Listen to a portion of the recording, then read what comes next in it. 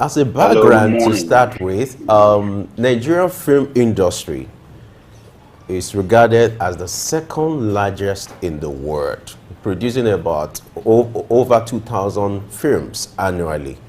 Talk to us the potential and then the economic value of the Nollywood and Nigerian movie industry as far as the music production is concerned. Well, the Nigerian movie industry has been there right from the colonial times when uh, movies were being produced for the business of propaganda. And we saw early movies then by the foreign Nigerian colonial masters, movies shot on celluloid for propaganda and news, as the case may be, according to the details of the colonial masters. Then around in the 50s, 60s, you saw a few Nigerians coming in, great names like the father of one of some of Nollywood greats, the Amata, also came in and they did some bit. Then we moved on to BC, Daughter of the River, with the Olabaloguns and all of them, uh, producing films. Not forgetting Chief Eddie Uboma that did The Black President. So all these movies were shot on celluloid. Francis, quite a number. Kogi's Harvest, all these ones were made. And then this uh, drought, it dried up. Then we had few cinema houses here and there. And going forward, we saw a complete drought in film productions, local film productions. That gave rise to movies from India, from the Chinese then, and that became very popular. Chinese film, Snake in the Mocking Shadow, all of those ones. Okay, we saw them. Then the Yorubas were also big, very big in production. Then you can mention names. Our father Hubert Ogunde, um, quite a number. I did love all those ones were producing films uh, using different formats to produce. Some magical films. I know then the Yoruba Traveling Theatre, we moved on to that time until in the 90s, where a particular film changed the dynamics, titled Living in Bondage. But it's suffice to say that before Living in Bondage, there were a lot of pocket of productions, even in Benin. Even in Benin, the pocket of productions by some guy there, Zigzulu, quite small scale.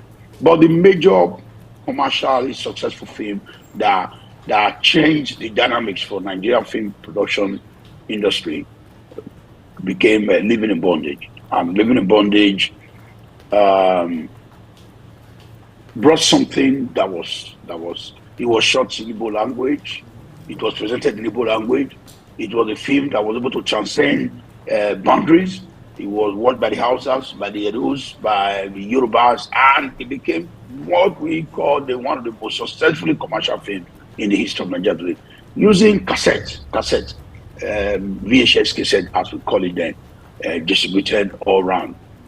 Yours sincerely, Ambassador Dr. Lanson the Master, we got into the picture from 1995. I made my first film in 1995, and since then we've not looked back.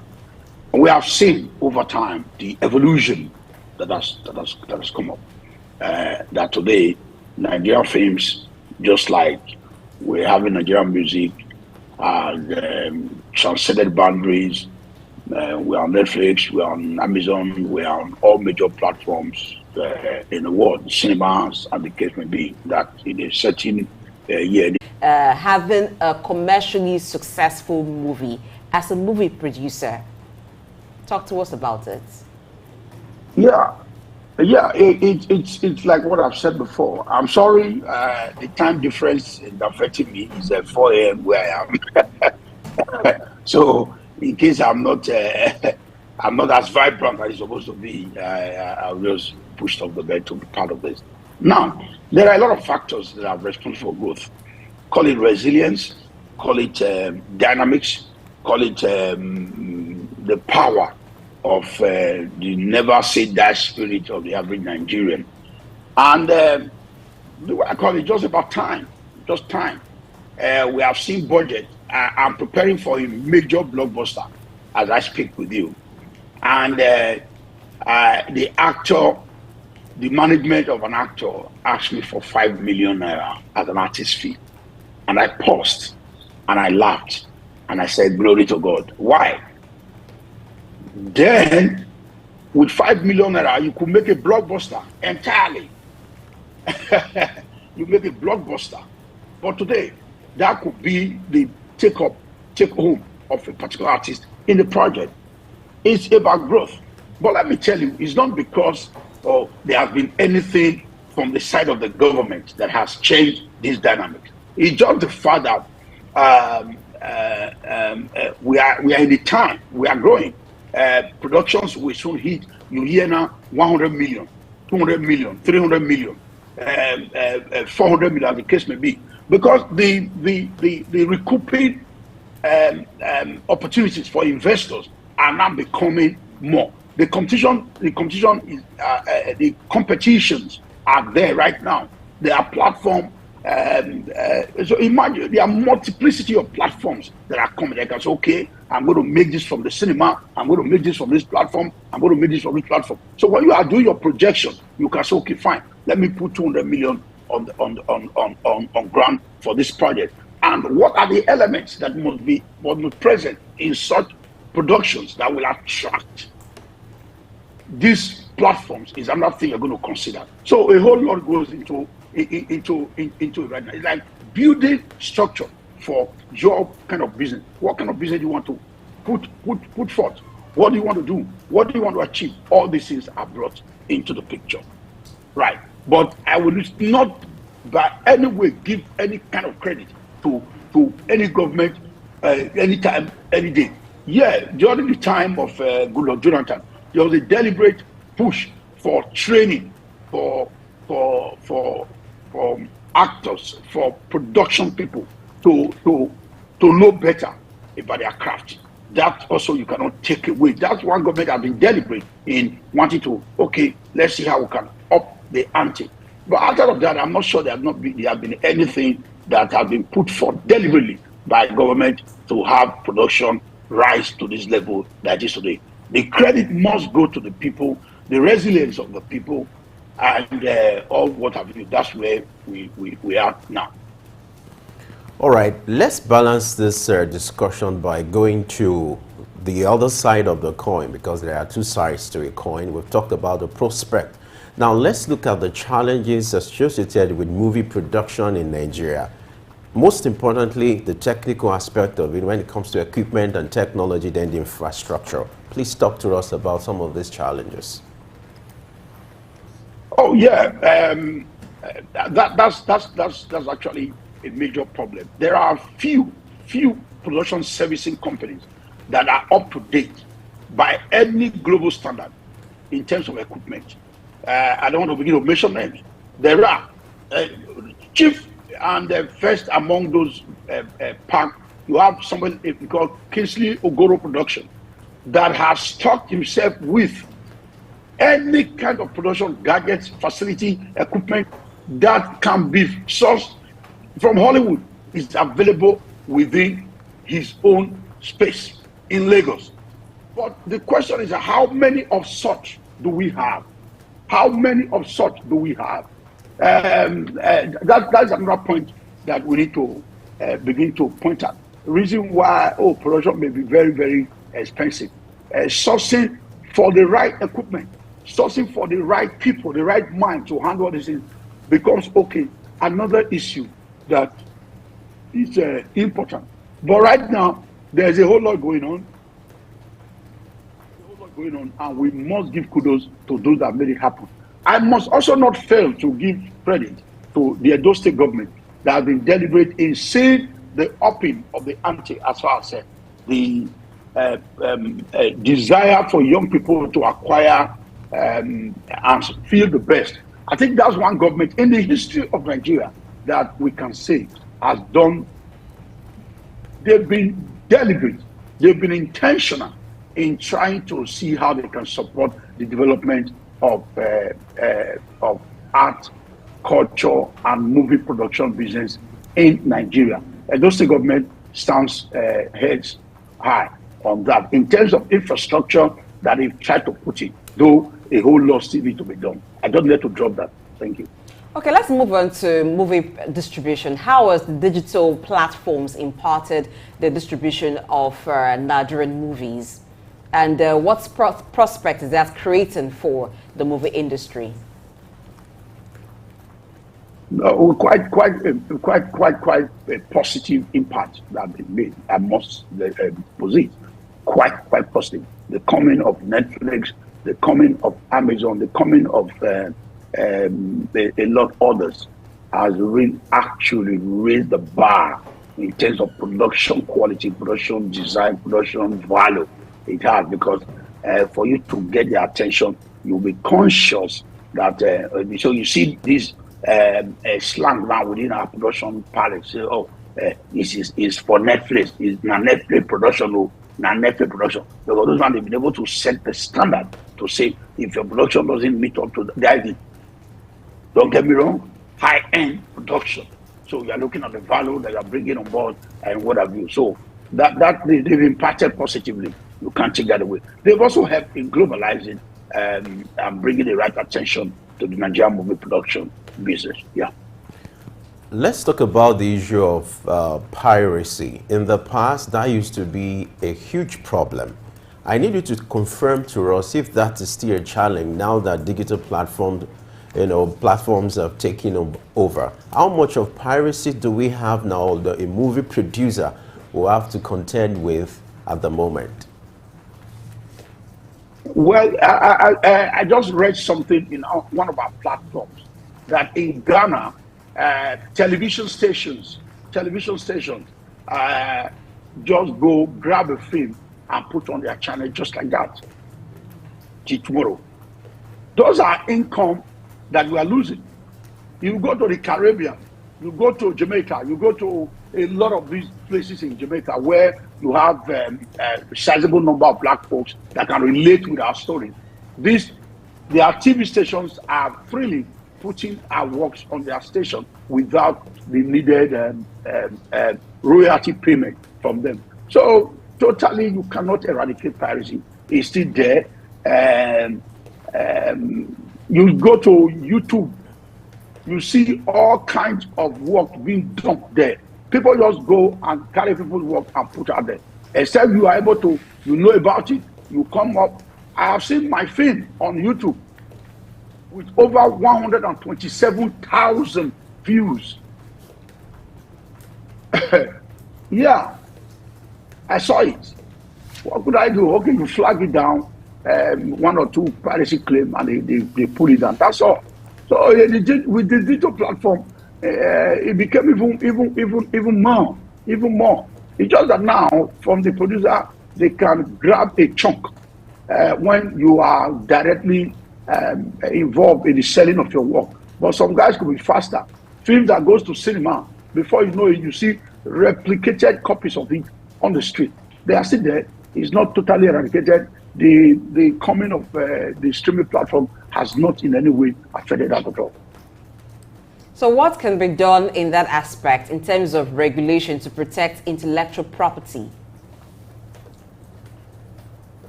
That is where we say government. It is the responsibility of government to play their role. It is the responsibility of government to create an enabling environment for business to thrive. And it's the responsibility of government for local practitioners to get some kind of incentives to make their business thrive. So protection of copyright of individuals squarely lies with within the ambit of government to make that happen. But we do not see it because places where you're supposed to have professional operating, you get civil servants just doing it. They don't have nothing at stake. All their interest at the end of the month, they get their salary. So people that are placed at the National Copyright, what do you call it? National Copyright Committee, I don't know. All of those places, we need to infuse them with the right people that feels some sense of involvement, that feels some sense of the pain that the average producer and investor will feel. So it is responsibility of government to clean that area. We should have piracy police. We should have people, even if you arrest piracy pirates today, you carry them to the station. The police may be looking aloof. They don't know what to do.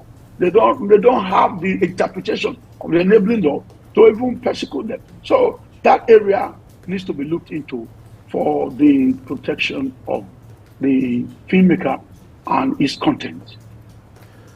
To commercialize a movie or movie production, maybe in the 80s, 90s, up to the early 2000s, you have to put them on CDs or DVDs. But now the rave of the moment is the streaming platforms, or perhaps you go to cinema as well. But this also poses the challenge of sourcing for funds, because to put movie on those platforms, you need to spend money. Now, how can a movie producer overcome this challenge of sourcing for funds? You heard Blessing talking about a movie producer who had to sell his property in order to produce a movie. Can we continue with this? What can be done to help the plight of movie producers in Nigeria? Beautiful question. I think by the Nigerian film policy, every local government headquarters is supposed to house a viewing center. That is laws put down. But how have we been able to see this happen? You see, like in every other sector in Nigeria, be it agriculture, be it education, be it health and all of that, it boils down to those in charge of governance. You see, in developed countries, in developed parts of the world, people that are saddled with responsibility of developing, administering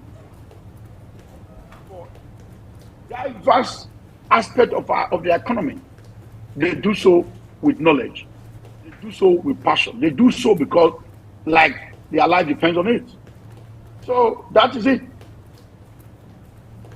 There are parts of the world where there are film grants, there are film funds, where an aspiring filmmaker can go and source for funds. It's only in Nigeria, as a matter of fact, that filmmakers actually put in their money. You go to sell your property to put in money. The first thing you are taught in the film school that never make a film with your money. So there are laws that are supposed to make these things happen. But do we have it yet? No. So do I want to survive? Yes, I want to survive. What's my field? I'm a filmmaker. So I must find a way to get things to happen there. I'm getting ready for a major sequel for a film I made 22 years ago. And hello, I have told find those that would love to invest. I'm into investing. That's the reality with us. Like in every other business. So we keep doing what we got to do to keep body and soul together.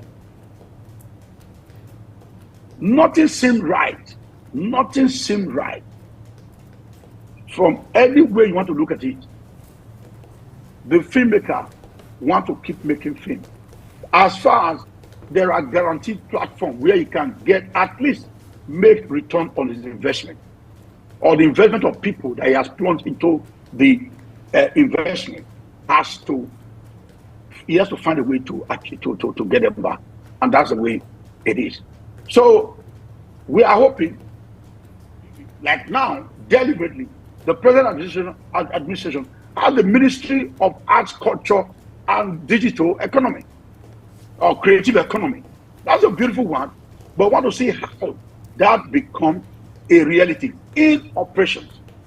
Content, creativity, how now it becomes a major source at a time the Nigerian entertainment industry was contributing, especially Nollywood, was contributing at least 1% to our gross domestic produce. That on its own was huge. So, like I keep telling government, airports, that is when people invest in buying aircraft to do commercial airline business. So a whole lot needs to be invested in the business of entertainment so that investors are guaranteed to make back their money. That is when we can continue to up the ante. That is when we can continue to meet up with global demand. That's when we can begin to continue to meet up with global standard. And with just the coming of Netflix, with coming of Amazon, you can see that some high, great value production can emanate from Nigeria. It's not just that home video era. Unbelievable things are achieved, and much more can be done. All right. You talked about investment a lot, and we're seeing foreign investment in different sectors in Nigeria. And we know that Nollywood movies are watched globally now. How much of foreign investment has Nollywood been able to secure? And what is the way to go in pursuing that? Sometimes you see productions called Netflix original. That's foreign investment. You see Amazon Prime original. That's foreign investment. In fact, even DSTV, this DSTV, is foreign investment. So I think we actually started attracting foreign investment because these platforms are not owned by Nigerians. These platforms, Nigerians do not have controlling shares in these platforms. There are foreign investment already that have been flourishing in this area.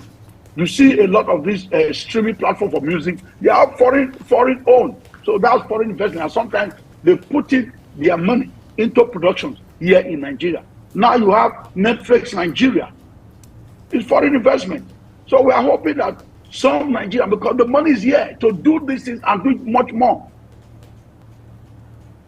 We're hoping that people begin to see the need for investment in this area, because this is where to go. With this ministry, started with the responsibility of looking at the creative economy. We are hoping that they will be able to, first, attract the right individual. Second, attract the right brains. The right individuals, as for the right brains, people to the policies, the workable policies that will make things happen the way it's supposed to be. Where with politicizing of these things always, this is the bane of the failure of government in Africa. Nigeria in particular. Things that are supposed to really have great effect on its populace are politicized. You begin to see it not meeting its targeted goal. This is a very serious area that is given the right attention. Right now, I'm in Canada. I was telling you yesterday, the Edo Music Concert in Canada, promoted by 24-Bit from the United Kingdom, where sons and daughters, sons of Edo legends, Joseph Akabaman, all of them are here. When we saw the gathering yesterday, I said, do you know the impact that this is going to mean to our economy? But is the government of Edo State even aware? Is the government of Nigeria aware that such global export is on the prowl? Let me put it like that, positively. I'm a entire street where rehearsal was going on. People gathered watching these guys. That's a major cultural projection for our people. But how much of this do we know to begin to key in? At the point, we need experts. We need the Lancelot to be able to explain to government, to say, okay, we've been here. Lancelot, we need this to is go the way now. it happened. I must not belong to a political party to make that contribution.